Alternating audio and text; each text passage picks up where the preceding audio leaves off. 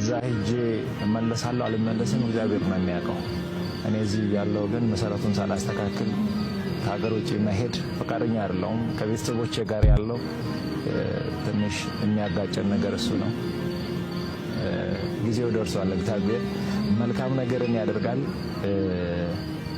ምንም የሚያሳስብ የሚያስጨንቅ አይደለም።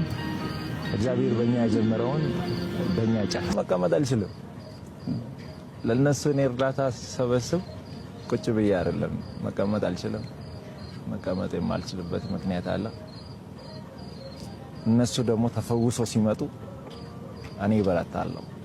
የነሱ ገንዘብ ተሰብስበው እያለቀሱ የነበሩ እናቶች፣ እያለቀሱ የነበሩ አባቶች፣ የአንገቱን የደፋው ወጣት አንገቱን ቀና ሲያደርግ ያቺ እናቷ በኩላሊት ምክንያት ታማ ስታለቅስ የነበረች እህታችን ሳቋን ሲያይ የኔ ልብ ይበረታል። የኔን ህመም እዛ ጋር እረሳለሁ፣ የኔን መታመም እረሳለሁ። ግን ደግሞ ሳልፈልግ ሰውነቴ እየቀነሰ መጣ። እኔ ህመሜን ለሰው ማሳየት አልፈልግም፣ ሰው እንዲያቅብኝ አልፈልግም። አንዳንድ ጊዜ ደግሞ ስጋ ያሳያል። ትልቁ ችግር እሱ ነው።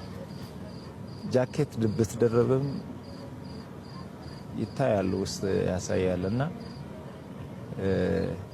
ጸልዩልኝ። እኔ የኢትዮጵያ ህዝብ አንድ የሚማጸነው አንድ ለኢትዮጵያ ህዝብ መናገር የሚፈልገው ከእግዚአብሔር በታች በእናንተ ጸሎት፣ በእናንተ እንባ፣ በእናንተ ምርቃት ነው እስከዚህ ያለሁትና አሁንም እግዚአብሔር በዛ መንገድ ያቆመኛል ብዬ አስባለሁ።